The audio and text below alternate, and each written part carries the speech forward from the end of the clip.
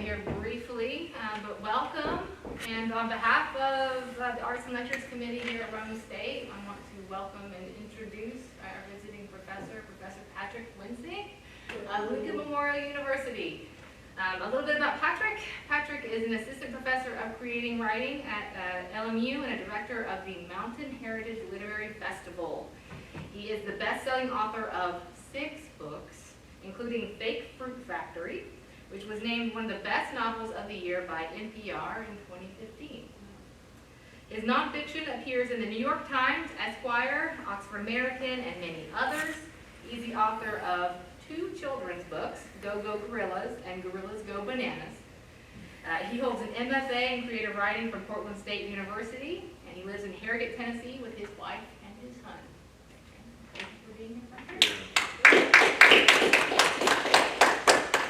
Thank you all so much. Thanks for coming out. I know it's hard to find time in the middle of the day to come and sit and listen to somebody talk for an hour, so I appreciate your attention and your time. Thanks again for Roane State for welcoming me back. I love it here, and I'm so happy to get a chance to talk to you all a little bit about myself, my career, and then read something that's going to make me very uncomfortable. I told my students are laughing right now, because I told them, I'm always the one telling them, you gotta get out of your comfort zone, you gotta get out of your comfort zone, you gotta try something new, you gotta shake things up. But I don't do that very often, I realize. And so what I'm gonna do today is I plan to read you from a nonfiction book that I finished, but is not published yet. And it's usually, my rule is I always read from a book, it's done, and it's concrete, and I can't change it, and it's as perfect as I can get it. It's not perfect by any stretch. So I decided I would try something different, because I'm really excited about this nonfiction book that I'm working on. It's a memoir called Great Black Swamp, and I'll tell you a little bit more about that in a little bit.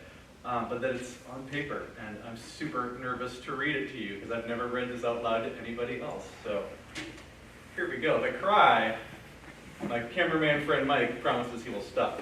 But before that, I just want to tell you a little bit about myself and my journey as a writer, because I think it's pretty unconventional from what we think of as a published author's journey. You know, I didn't grow up in New England. I didn't go to Harvard or Cornell or some fancy place.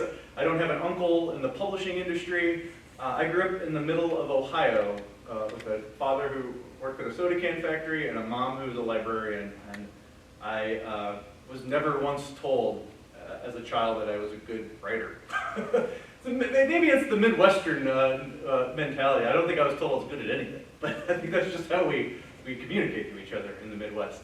So I wasn't chosen as a child to be you will do great things, or I was never told that you should be a writer.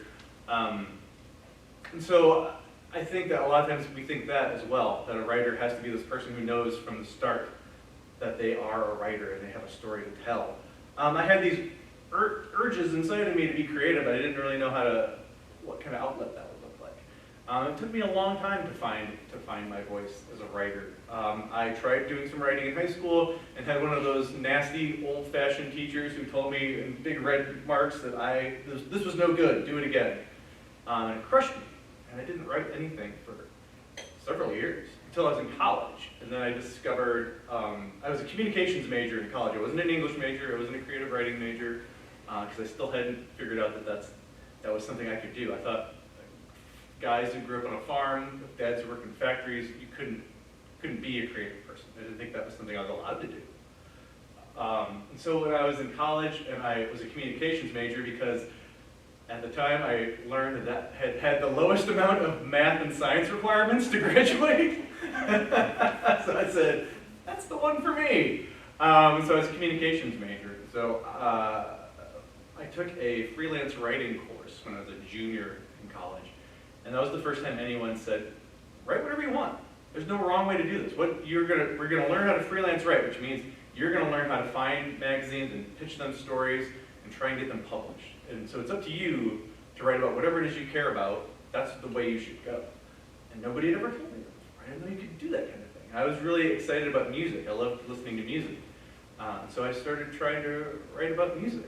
And lo and behold, I got some stories published out of that. And it really was an encouragement. The first time I ever felt any kind of encouragement. So I can't remember who that teacher was anymore, but that was the teacher that really like opened my eyes that I could be a writer and that people thought there was some value in what I did. And so I was a rock critic for years. I lived in Dayton, Ohio, and Tucson, Arizona, Portland, Oregon, and I wrote for weekly newspapers about the music scenes in those towns. I never thought about writing fiction or the creative memoir, or those kinds of things. And then eventually I just gave it a shot, and I fell in love with it. That was the thing that I was meant to do, but I was in my mid-20s when I figured that out, when I started writing fiction. And it just felt right. I finally gave myself permission to try. Because I thought, oh, fiction writers are these people with English degrees and who have, always been writing and blah, blah, blah, all these things you tell yourself so that you don't try something that's scary, right? That's what we all do. We do it all the time. That's why I tell my wife I can't fix the plumbing because I'm scared of it. I probably do. But also I get out of doing housework that way. And so I started writing fiction, just never having taken a creative writing class, never having done anything other than enjoying fiction. I was a big reader, but I never thought I could do it. And then I started writing fiction, and I just loved it. It clicked. This was the thing I was meant to do. And so then, thus began many years of rejection. I was saying I was going to talk about this. It didn't just click with me. I didn't write a book, and then it got accepted, and ta-da, my name is on a book cover. It took years and years and years and years of me writing and failing and submitting things and getting rejected, but instead of those rejections feeling like proof that I wasn't worthy of this or I couldn't do this kind of thing, it was my opportunity to say, okay, what can I do differently? How can I come back to this? How can I make it better? How can I make it stronger? How can I make it more like those books I do admire? And that's always been my approach, is just to come back, dust myself off, because it does hurt when you get rejected. It hurts when you get rejected because it's personal. It's you on a page and someone is rejecting it, and it sucks so bad. You never fully get used to it, but it hurts less and less as you go on. And so I just kept coming back. I think maybe that was something that growing up in the Midwest with a blue-collar family did teach me, was that you just got to keep working. You don't get anything easily. If you do get something easily, you should probably be suspicious of it. And so I did not come to publishing easily. And I started out, luckily, after many, many years of writing short stories and novels that just didn't go anywhere, I finally started getting in with the independent publishing world. There's a whole ecosystem of small independent publishers in America, and it's where the most vivid, exciting writing is coming out of it. It's not always coming out of New York, the big giant publishing houses. And so I was lucky enough to get welcomed in by some really wonderful independent publishers. They gave me a place to publish and to get out into the world and meet people and write more books and yada, yada, yada. So that's what kind of led me to where I was, is all this failure. But I just always felt like this is something that made me happy. Nothing else made me as happy as writing fiction. And so I just kept doing it because I felt like nothing else I tried made me feel that way. And so slowly and surely, I was allowed to share it with other people. And I'm so grateful that I failed all those times, because I wouldn't be the writer I am today. I wouldn't have the life I have today. I wouldn't have all the stories I have to share with my students about how I've been kicked in the teeth over and over and over again, and it's okay. And because I've learned from every time that I got rejected. And it's a joy to be able to share it with people, whether you're in my class at LMU or you're here at Roane State.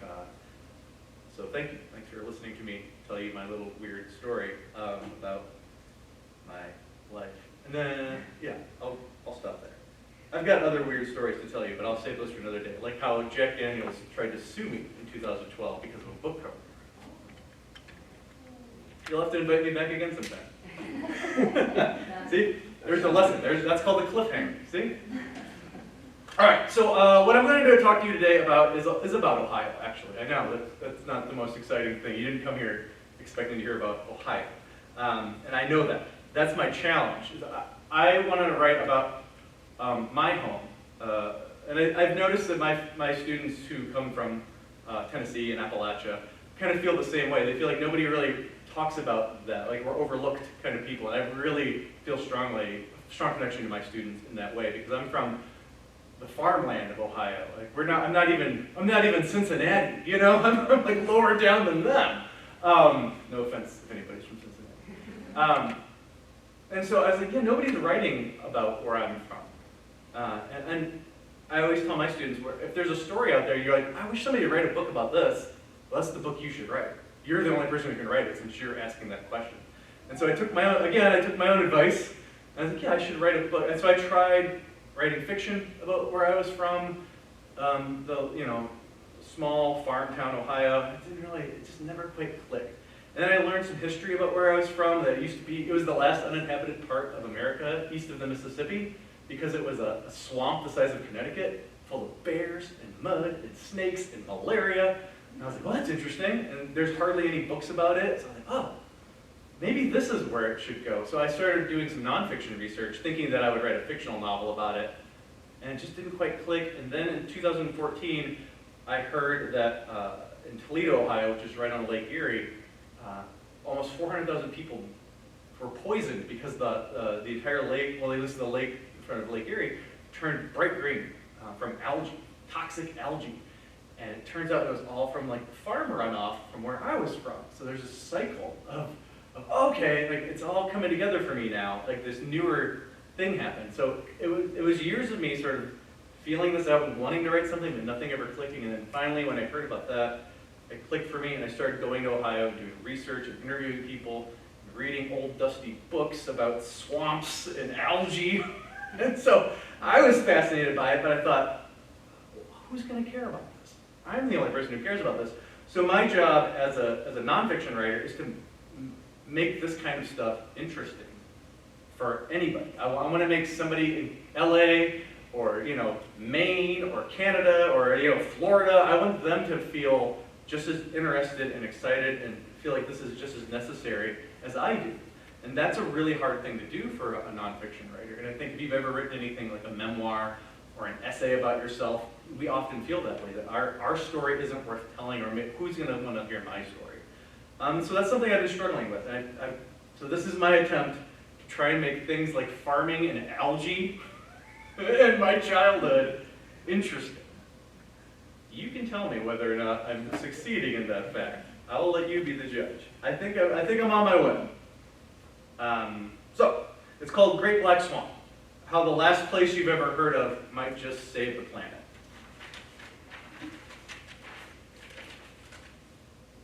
Bell Woods.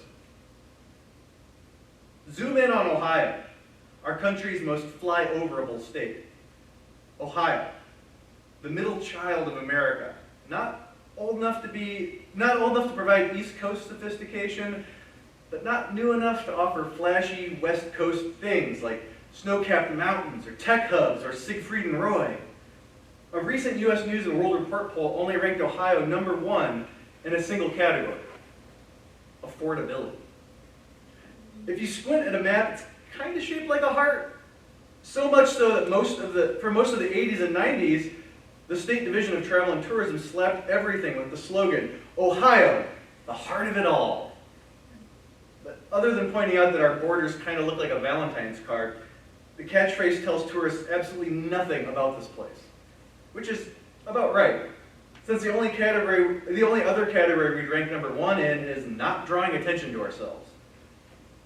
Keeping this in mind, zero in on the heart's upper left ventricle. Ohio's northwest corner is undoubtedly its most boring part. The area's population density is so low and its land so empty that even Ohioans look down upon it as something like narcolepsy in geographic form. Northwest Ohio's trees are non-existent, except for small clusters wedged between a million acres of farmland. Farmland's so flat you can't even find a place to sled in the winter. That's true. When I was a kid and it snowed, we had to go to the reservoir and sled because that was the only elevation.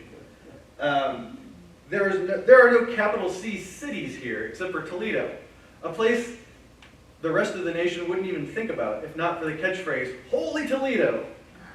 The region is almost completely made up of towns, ranging in population from a few hundred to a few thousand. I grew up in one of them, a 2-stoplight village whose population tipped just below 2,000, depending on how many people died or went to college that year. A visitor once said the land in Northwest Ohio is so vacant he could spot another car's headlights 20 miles away. But that's okay. Unlike most middle children, Ohio does not feel the need to constantly prove itself worthy of your attention and love. It has comfortably settled into its role as national blind spot. And Northwest Ohio seems to be perfectly happy existing as a blank void within that national blind spot. This area prides itself on being a nice, normal, quiet place to live. Very, very normal. So, when Northwest Ohio found itself at the center of an international ecological disaster in 2014, it began to squirm under that spotlight. It was suddenly famous for something other than being home to the fifth most famous member of MASH. Suddenly, this region was outed as an ecological abnormality. That upper left ventricle had heart disease, and now everybody on Earth was watching and judging. And that's why I came to Bell Woods today. I should have brought a machete, Melanie says over her shoulder, half joking, half serious. She shoves through the dense ferns, the trillium, the stinging nettle blocking the trail. The sun is so strong her transition lenses have turned the color of smoke, even beneath a faded ball cap. The further inward we walk, Melanie's rubber boots, decorated in pale octopus patterns, makes a sucking noise in the black mud. I can't imagine why, I say, catching a thick branch swinging back towards me, about to give me a concussion. My tennis shoes are soaking wet, and I regret not packing better today. Boots? Absolutely. Some huge vine-slashing sword? Yes. Bug spray, for sure. A gallon of bug spray, the nuclear kind, absolutely swimming with DEET. Most people would turn around by now, but I drove 6 hours for this kind of thing. I asked Melanie to take me to the deepest, darkest swamp she can find. The goal is to discover the last remaining shred of extinct Ohio wetlands. But secretly, I also kind of want to feel as miserable as my great-great-grandfather. The weather report says I'll have no problem feeling miserable because today is the hottest non-summer day in a decade, almost triple digits, unthinkable heat this early in June. It's only just after breakfast and the thick, humid air feels like punishment, despite a strong wind rolling across the farmland surrounding this place. A thundering wind that makes us shout just to hear one another. Sweat stings my eyes as we slowly hunt for the entrance to Bell Woods, an 80-acre nature preserve south of Toledo. After a few minutes, we bushwhack far enough that the entire forest opens up, and the rushing wind goes silent. It's all birdsong, soft rustling leaves. Our feet sink into the endless stretch of dark mud speckled with something that looks like clover on steroids. The trees are so dense you can't stick out a hand without touching a trunk. This tiny world is complex and beautiful in a way that makes me feel a little bit bouncy, despite my curdling feet. What are these, I say, taking a shot? Like oak trees? That's a shagbark hickory, she points quickly. Sycamores, beeches, there's a lot of big old trees here, and also a lot of young trees underneath. As we continue, Melanie refers to the skinny young ones as babies, and the mature ones as old guys, and the entire ecosystem as a community. And so, she says, it creates a pretty dark forest. Not a lot of lights getting down here to the understory. Bingo. It's just what I wanted to hear. Melanie Coulter is an expert on forgotten places like this. Little swampy patches in Northwest Ohio, surrounded by miles of farmland. She's a conservation manager for Black Swamp Conservancy, a small land trust that has tasked itself with the difficult job of trying to save the local environment by morphing farms back into their original wetland state. That darkness makes the woods feel 10 degrees cooler than when we were out in the brush. Everything is coated in shadow except for little spotlights of sun beaming through the leaves.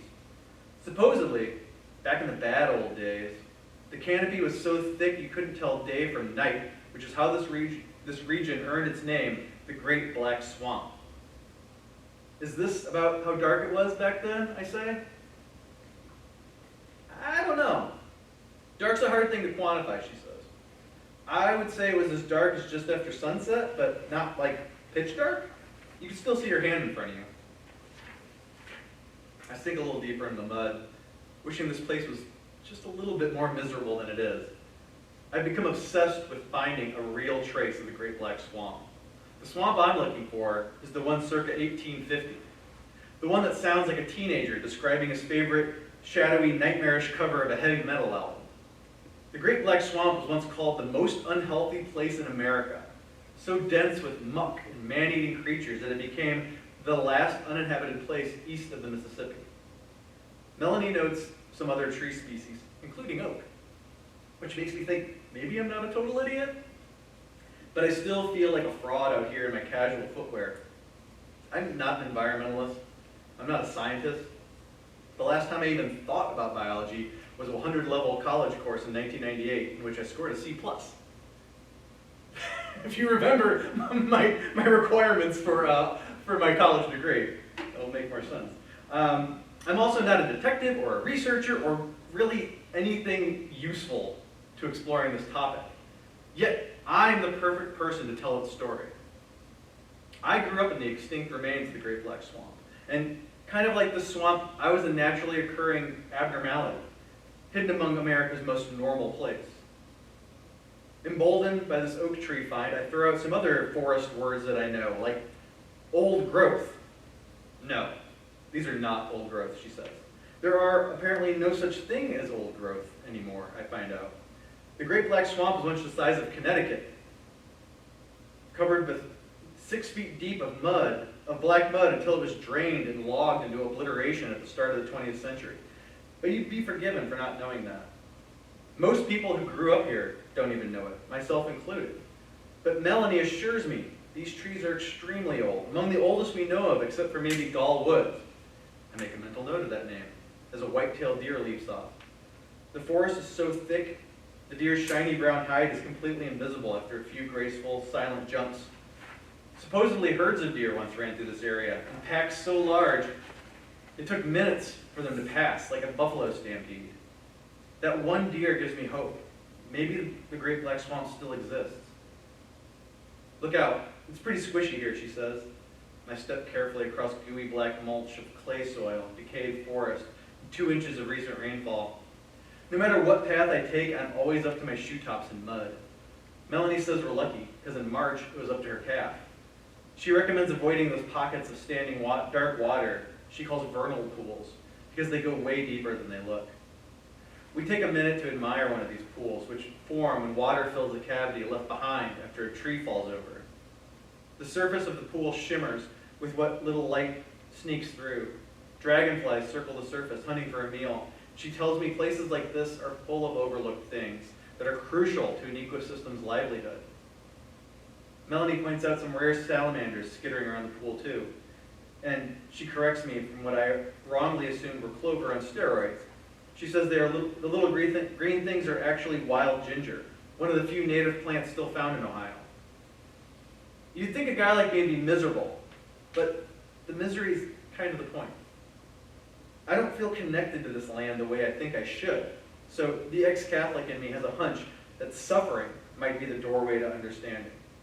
I want to know what this place was like 150 years ago, back when it had a national reputation for mud that swallowed horses alive, gangs of bloodthirsty wolves, and a malaria rate so deadly grim poems were written about it.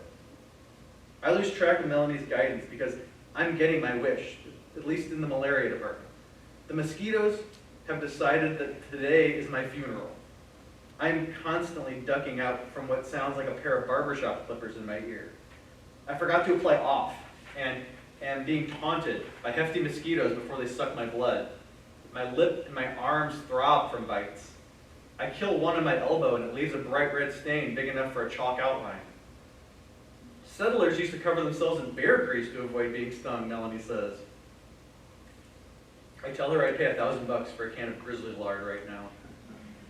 You wouldn't know it by looking around today at this boring agrarian world of Northwest Ohio, but this place was once prehistorically wild, deadly. Despite being relatively close to cosmopolitan places like Chicago and Detroit and Cleveland. Bending this land to our will was a nightmarish undertaking, filled with suffering and broken hearts and death and the worst of our American impulses. But hush, People don't talk about that today. Outside of small preserves like Bellwoods, you would never know the upper shirt pocket of Ohio wasn't just born 1 million acres of perfectly level fields of corn, soybean, and wheat. Nobody mentions how this land once pissed off Charles Dickens, or inspired an inventor who took advice from fairies sitting on his shoulder, or that settling was a desperate last chance for many immigrants like my great-great-grandfather. Probably everyone, locally and globally, would have kept on forgetting about the swamp, except for the recent ecological disaster on Lake Erie that turned the Black Swamp back to relevance in a very odd way.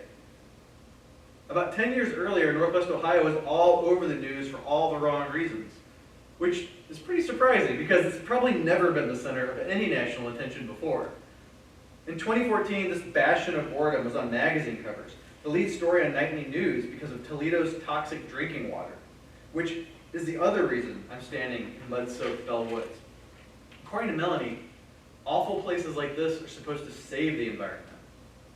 Disgusting swamps are actually our friends.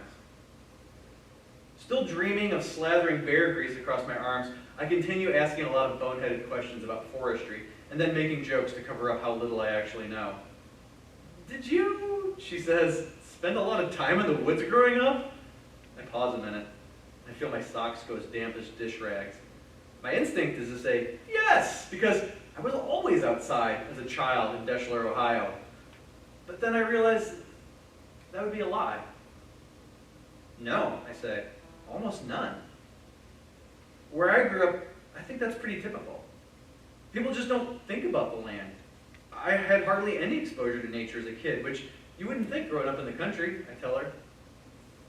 Melanie asked me to come check out their Ridgeport site, about an hour away. There, she says, I can see what her team is doing, see real change happening on the ground level. She doesn't say so, but I will discover that the work they're doing in the most boring place in America might just become the gold standard for worldwide environmental reform. I'd love to, I say, and feel an instant excitement for more glopping around in the swamp. I've never felt connected to this land before, but something inside me is in flux. It wasn't that I didn't care about nature growing up, I was just ambivalent to nature. And there's an epidemic of ambivalence here, which is how a catastrophe like Toledo's algae problem begins.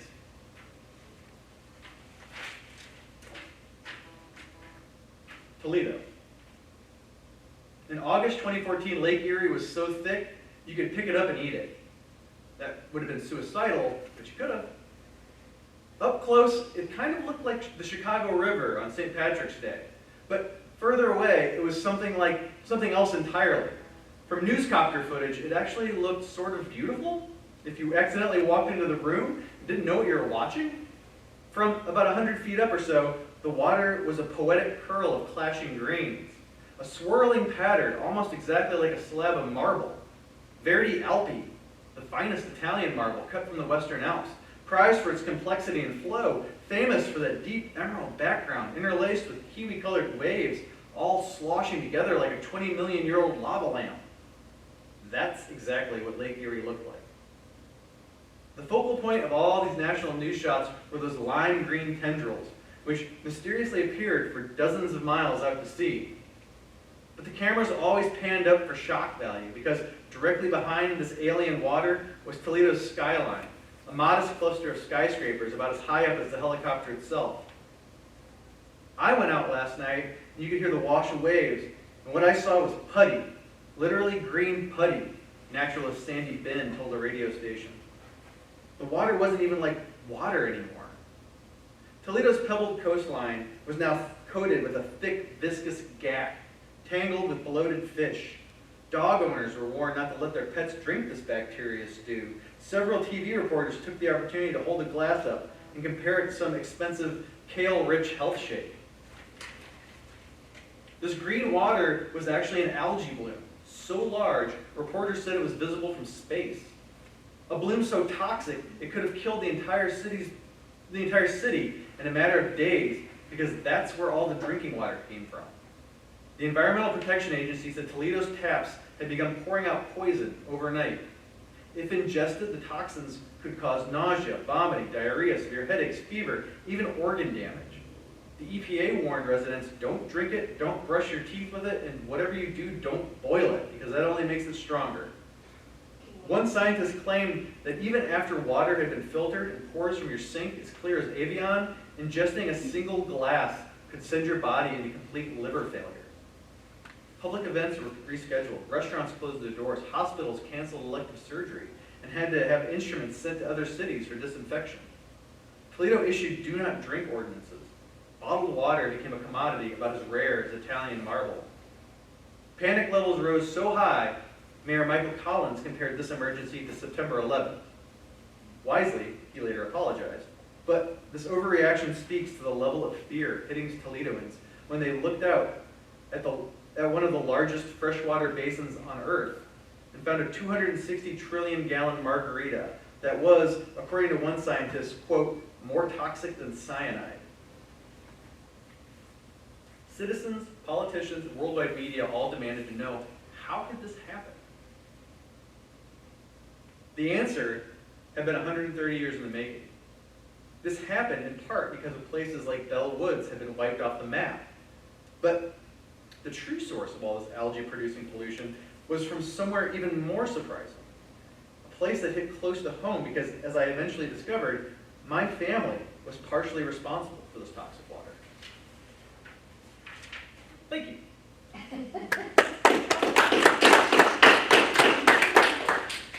feel like I kind of gave you guys all the good stuff up front, and all the surprises were gone, but that's okay. I'm learning, right? I didn't cry once. Thank you. I really appreciate that. So that's what I'm hoping will be my next book. I think it's pretty close to securing publication, but nothing in stone yet. I'm more interested, though, in hearing from you all. What kind of questions can I answer for you about my work or writing in general or anything that seems like I might know about it? Other majors that don't require much math or science? I'm your guy. Well, I'm kind of, pardon me for missing this, but how is your family partially responsible because you're farmers? Find out, don't you?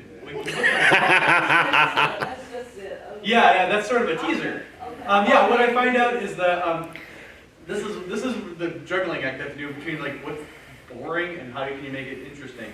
And it's all because of ditches. I know. Calm down, everybody. We all want to read about ditches. I know, but because it was a swamp, this is like the most ditched land in America, or some people say the world. So that all the land, all the farmland drains into these gigantic ditches, just thousands of miles of them, and they all drain into Lake Erie eventually. So phosphorus runoff from the farming is what's causing that. And I found the land records from like 1800s. My great-great-grandfather Henry applied to dig a ditch, and it's still there today. So it's been dumping, untold numbers of pesticides into the Lake Erie for 100 and something plus years. So I didn't personally do it, but I still feel like some amount of responsibility, and there's still more research I have to do into that, actually. I don't have a question, I did have a comment. Okay. Because you talked about earlier when you were doing the introduction that you would like for this to be accessible to people, on the East Coast, the West Coast, Mm-hmm. so on and so forth. So you were, or you are attempting to universalize it. Yeah. And I think that you're on your way. Oh, thank you. Because it is something I think that a lot of people, regardless of background, would be interested in. Yeah, thank you. I think so. I'm trying to find opportunities to show that this is just one little corner of America that we've sort of mistreated and are now paying the price for, but I think it will speak to It's universal. countless other places where we've done the same thing. Because there was a swamp, nobody could live there, so what did we do? We cut it down and drained it, so now everybody can live on it, and hooray! But then it turns out all the cutting and the draining and the farming lead to this pollution that now could kill people. So it's this like messed up cycle, and the only way to fix it is put the swamp back in. So when I learned all that, I was like, oh, this is fascinating. When I found out the solution, the only solution is to actually start replanting swampland so that it can sort of filter out pesticides, kind of like a kidney. I threw myself into it. I thought this is a story nobody else is telling. Maybe I'm the only person who can tell it. What kind of questions can I answer from student folks? Anything? You look like you're on the verge. Question for you. There's no question too obscure. So like, how did it basically interest you to write about the whole thing? Yeah, well, I think it's the most personal thing I've ever done. So I was a little bit scared about that, actually. I was a person who never really wrote very many personal things. I used fiction because that way I could have like some distance. It's not me. But I decided, again, I'm on this kick of trying to put myself into uncomfortable positions.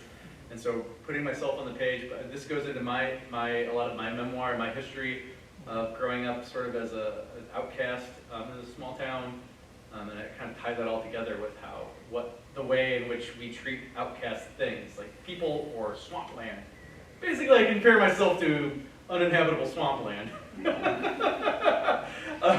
And so that's what got me excited about this. Was I loved doing all this research about this place I grew up in and didn't appreciate it until I was in my 40s. And then I found a way that I could talk about myself and all my messed up problems through it. So that's kind of how I came to that. It was a really interesting question. Are you familiar with James Lovelock's guy? No, what's that? Well, it's back in the 1970s. I'll make a long story short. He's a scientist, and essentially, what NASA asked him to do was develop a model for how to explore for life on other planets, exolife, biological exolife. So he began by looking at Mars as a particular type of model, and then of course he said after doing this, he realized how dumb that was because as far as we know there's no life on Mars, and the only place that we know where life is right here on Earth. So he started studying the ecological systems of the planet, and he came to realize, and he never actually states this explicitly, but everything that he studied, including all the like your ecological system you're talking about, the Great White Swan, or the hydrological system of rain and water, and so forth, all the different systems that make it up, that they resemble a living organism. And so, interesting. Yeah, you might want to look into. Yeah, what was that name? Into James Lovelock, Gaia, G-A-I-A, and that the human body and the planet itself, their systems seem to mirror one another in great similarity.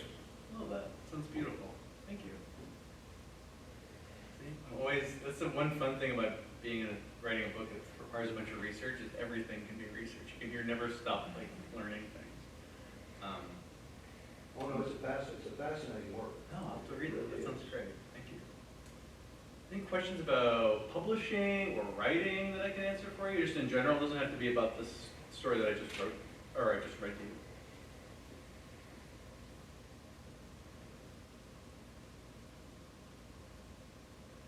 Okay. This is not a question, Oh, but a comment Okay. about farming. Okay. I grew up in Illinois and had a lot of cousins that were farmers. And when it came time to put chemicals on fields, they were lied to Oh, as to interesting. how dangerous these chemicals Oh, were. interesting. The salesman literally would, the fellows who were presenting these products would literally drink these chemicals to prove to I'm the starting to laugh, but public that wow. they were harmless. Wow. Yeah. So the folks who were draining things off the Yeah. farmland into those ditches were told all Oh, I sorts of absolutely. untruths. The more I dug into this, the more interesting it became from that perspective too, because Oh, yeah. in the media, the farmer was starting to be portrayed as a villain. Sure. And I grew up around these people. They're not villains. They're good people. They don't mean to hurt. They weren't trying to harm anybody. But then they're also in a really cutthroat business where their profit margins keep shrinking and shrinking, and they have to do things like this to feed us. And so it just all these complexities and these questions that I couldn't easily answer are what drew me to this story, because I wanted to dive into all this and talk to all these different people, try and make heads or tails of it. And I'm not at the point yet where the manuscript is finished and I'm making heads or tails of it. But I'm getting there. It's a fun Fertilizer, journey. snake oil salesman.